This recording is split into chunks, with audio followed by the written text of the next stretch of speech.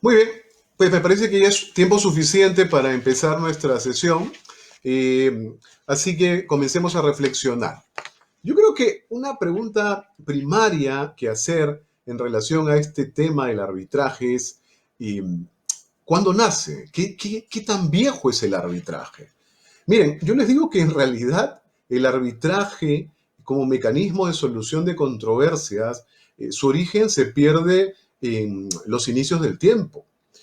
Por ejemplo, como un paradigma válido de mi apotegma, les cuento, mejor aún, Herodoto nos cuenta, que en el siglo V antes de Cristo, cuando muere el rey persa Darío y se abre su sucesión, surge una controversia entre sus dos hijos, Jerjes, conocido por su vínculo con los héroes, los 300 espartanos, y Artobázanes. Ahora, entonces, frente a la controversia que se suscita por ver quién va a ser el heredero, deciden someter esta al arbitraje de un tío paterno que es Artafernes, el cual actúa como árbitro y resuelve la controversia finalmente, como podrán imaginar, a favor de Jerjes. Ahora, si les interesa, les da curiosidad cuáles fueron un poco los argumentos para este tipo de solución específicamente positiva o estimatoria en relación a la, digamos, al pedido de Jerjes. Lo que pasa es que Artobázanes era primogénito de Darío. Tradicionalmente se entendía que el primogénito, perdón, tenía que heredar, tenía que ser el sucesor. Pero además, Artobázanes era nieto de un prócer, Gobrias. Pero aquí hay un detalle. Cuando nace Artobázanes, Darío era un simple ciudadano. Entonces, Artafernes, ¿por qué se inclina por Jerjes? Porque Jerjes, primero, era hijo de Atosa. Atosa, a su vez, la madre de Jerjes, era hija de Ciro, o sea, padre de Darío. Si se dan cuenta, ahí hay un elemento troncal familiar sanguíneo poderoso. Y además, Jerjes nace cuando Darío era rey. Y son estas razones, el entroncamiento, la puridad sanguínea, con el tema de que el nacimiento se da con Darío rey, los que inclinan la balanza desde la perspectiva argumentativa de Artafernes a favor de Jerjes. Entonces, estamos hablando del siglo V antes de Cristo, cuando ya había arbitraje, y no es que sea el caso más antiguo. Muy bien, entonces, primera pregunta creo que está absuelta. El arbitraje es sumamente viejo, ¿no? Y llega hasta nuestros días. Ahora, ¿qué cosa es el arbitraje? Un concepto de arbitraje, ¿no? Bueno, en realidad podríamos plantear diversos conceptos, ¿no? Pero su esencia es que importa un mecanismo en el cual, a través de la participación de un tercero, las partes le encargan la resolución de su controversia y, evidentemente, establecen la obligatoriedad para ellas de la decisión vinculante de este sujeto tercero llamado árbitro. Respecto, evidentemente, de derechos y que inciden en la controversia que están dentro del ámbito del cual las partes pueden disponer. Entonces, si queremos observarlo desde la perspectiva europeo-continental nuestra, la tradición jurídica peruana, de cuyo tronco proviene el derecho peruano, podríamos decir, usando este neologismo pues, híbrido de la dogmática al uso, que es un mecanismo heterocompositivo, ¿no? Vertical.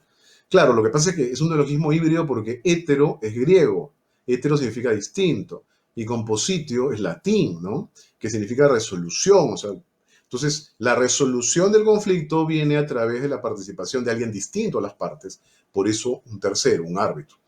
Ahora, y se dice heterocomposición vertical porque el tercero no está en una posición igual a la de las partes, o sea, no es una relación horizontal, interpartes, no, está en una posición suprapartes, está sobre las partes. Lo que trata de mostrarles esta gráfica, si la pueden poner en mente, es que la decisión es vinculante y resuelve el conflicto de las partes. Por eso se dice heterocomposición vertical, ¿no? La horizontal no, la horizontal como la conciliación, la mediación, allí están al mismo nivel, por eso es que el tercero no resuelve, las partes son las que tienen que llegar a un acuerdo. Aquí no, aquí la decisión es vinculante para las partes porque así lo han establecido, así lo han pactado. Muy bien, ahora, ¿y este arbitraje, figura tan vieja y cuya noción acabamos más o menos de perfilar? ¿Y cuáles son sus ventajas, no? Y si queremos, esas ventajas vamos a principalmente a observarlas en un país tan adversarial como el nuestro, en su, digamos, compulsa con el proceso judicial, ¿no? Ya saben que el proceso judicial, hasta el día de hoy, más allá de todas las reformas que han sufrido las leyes procesales, sigue siendo un proceso ritualista, excesivamente formal, costoso y un tema muy importante, excesivamente lento. Los procesos duran grandes lapsos de tiempo y como decía un viejo procesalista italiano, a veces la justicia lenta no es propiamente justicia. Entonces, el arbitraje, que es como se habrán dado cuenta, ya que toqué lo procesal, el arbitraje en ese devenir del tiempo es más viejo que el proceso. ¿Eh? El arbitratum, ¿no? Es mucho más antiguo que el judicio. Si ustedes hurgan un poco en el derecho romano, se darán cuenta que el judicium, el processus, ¿no? El proceso judicial, con el pretor, ¿no? En realidad copió la fórmula, estos pactos de los cuales han estudiado en algún momento en su formación jurídica, el pacto litis contestatio, ese acuerdo de someter la decisión al pretor, esa estructura se copia de algo más viejo que el processus o judicium, que es el arbitratum, esta actividad del árbiter, que es el arbitraje. Muy bien, entonces, ¿qué ventajas tiene, no, frente a este proceso judicial? Primero, mayor celeridad. Y yo creo que esa es la gran ventaja del arbitraje. El arbitraje es muy rápido. ¿Qué tan rápido? Respuesta, conforme a lo que las partes hayan podido diseñar con ayuda o bien lo haya hecho el tribunal arbitral. Ese procedimiento y esos lapsos, esos plazos de tiempo y esa mecánica que se diseñe para un arbitraje específico es el que va a dar la velocidad mayor o menor a un procedimiento arbitral. Ahora, pero más allá del diseño puntual que pueda ayudar a esta celeridad, en sí mismo la mayoría de arbitrajes al uso son por naturaleza sumamente rápidos, ¿no? Por ejemplo, en el campo del arbitraje administrativo en nuestro país, con los años que tengo en la práctica de este y además el comercial y otros tipos de arbitraje, puedo decirles que si las partes llevan a cabo lo que el tribunal arbitral indica, si todo se hace en los tiempos establecidos, tranquilamente podemos estar desarrollando un arbitraje por un árbitro profesional en un promedio de 5 a 7 meses. Entonces comparen 5 a 7 meses con litigar 5 o 10 años en el Poder Judicial, ¿no? Yo creo que ese es un elemento fundamental. Otro, aunque les parezca curioso lo que voy a decir, es que yo creo que el arbitraje, en realidad, a fin de cuentas, tiene también economía. Eh, yo creo que podríamos afirmar que el arbitraje no es más caro del proceso judicial. Es más, me atrevería a decir que inclusive podría resultar mucho más económico. Ahora, ¿por qué? Lo que sucede es que en un proceso judicial, la litigación estática tiene una mecánica. La gran duración en el tiempo, los procesos, la participación de los abogados, el mismo tema de las formas en las cuales se pactan sus honorarios, los costes que implican las tasas judiciales, copias, movilidad de los abogados, etcétera. Amén que suelen, por ejemplo, pactar unas mensualidades para digamos, litigar la causa judicial, hacen que al final, luego de los 5 o 10 años, si cogen pluma y suman, vamos a llegar a una cantidad bastante grande.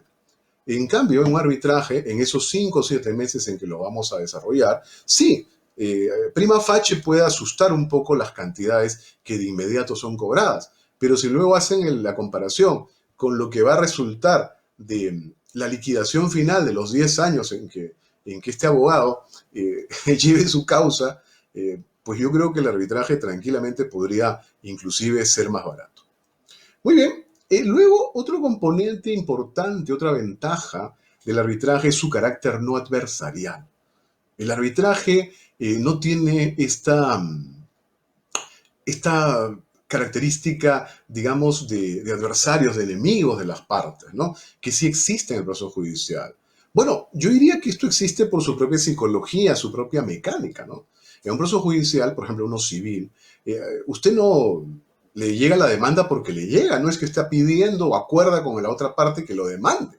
Entonces, el mismo inicio, la dinámica del proceso judicial, la misma tensión que genera la presencia ritual del juez y los símbolos y los tiempos y la presión de toda esta elefantiásica maquinaria que es la judicial, genera tensión, genera emociones negativas entre las partes. En cambio, en el arbitraje no. El arbitraje es no adversarial. Aquí uno va al arbitraje porque ambas partes lo han decidido. Ya se sabía. Aquí no va a haber gran estrés, ni tensión, ni molestia.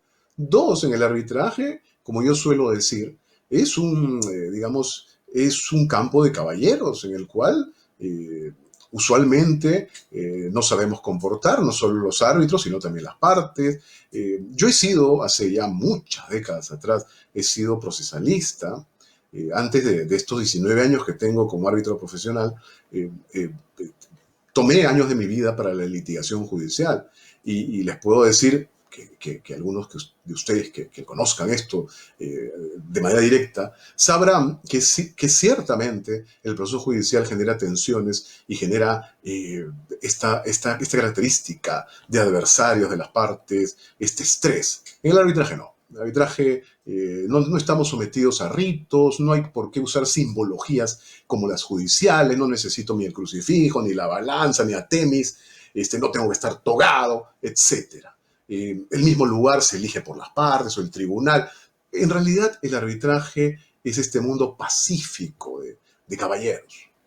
Muy bien, y yo creo que otro elemento importante también habría que destacarlo, es que en el arbitraje hay una magnífica, digamos, garantía que no existe en lo judicial. En lo judicial, las partes no pueden elegir a quién va a ser su juzgador, ¿no?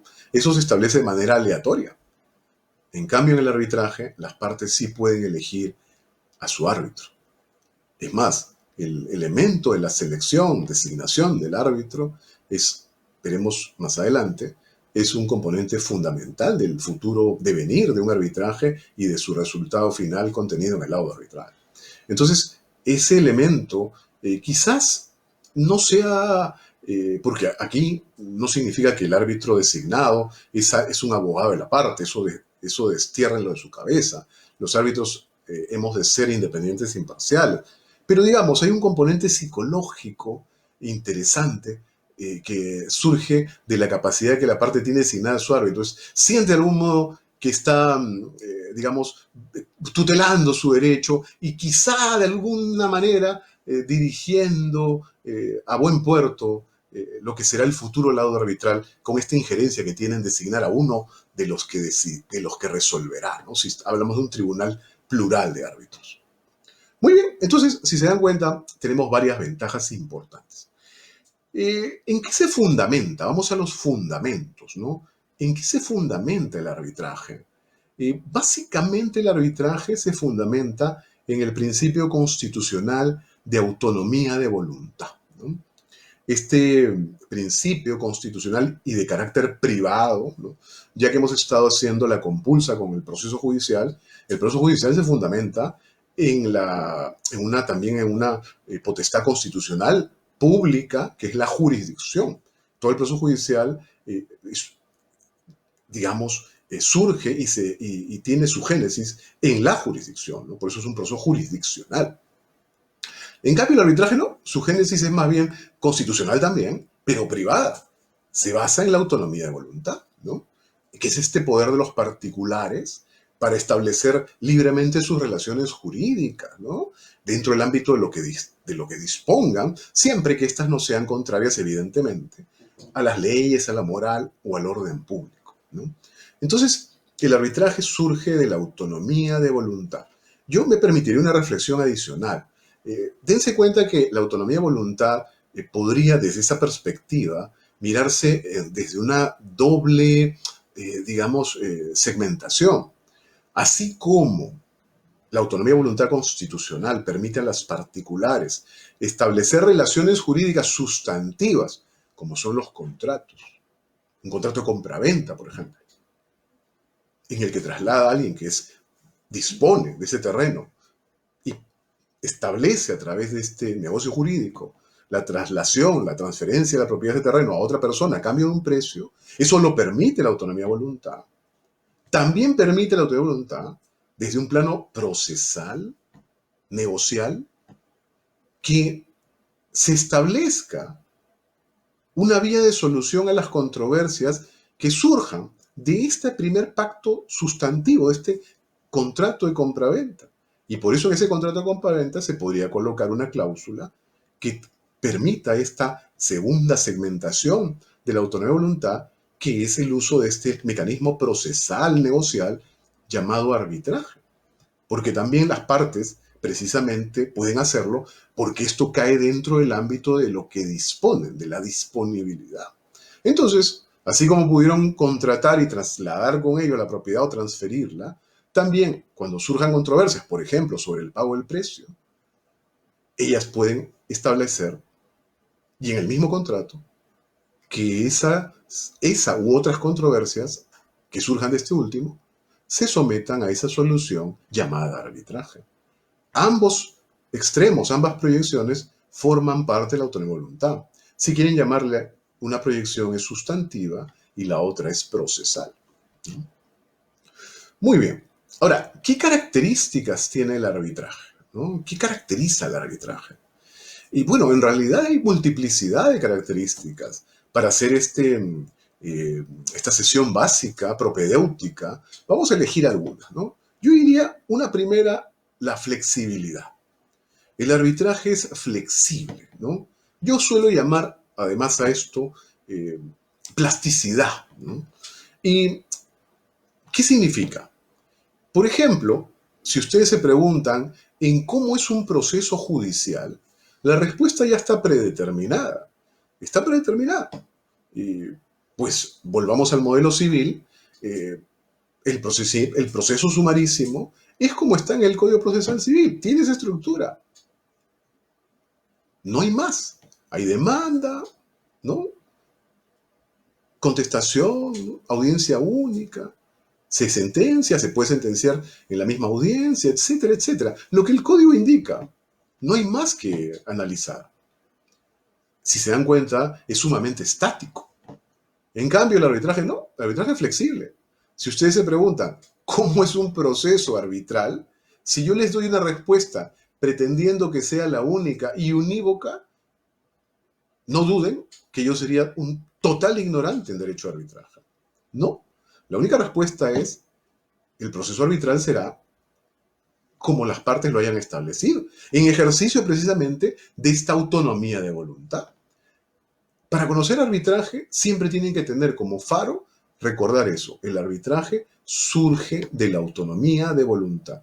Muchas respuestas a preguntas complejas en arbitraje, que no vienen al caso en una sesión como esta, se responden partiendo del conocimiento certero de eso. El arbitraje nace de la autonomía de voluntad.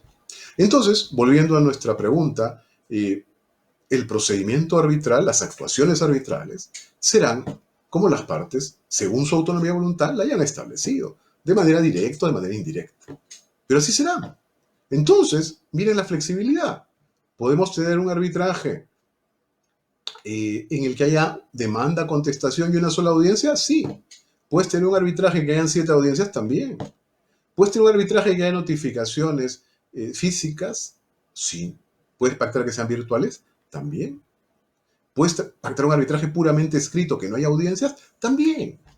Evidentemente aquí hay que respetar las garantías procesales, ¿no?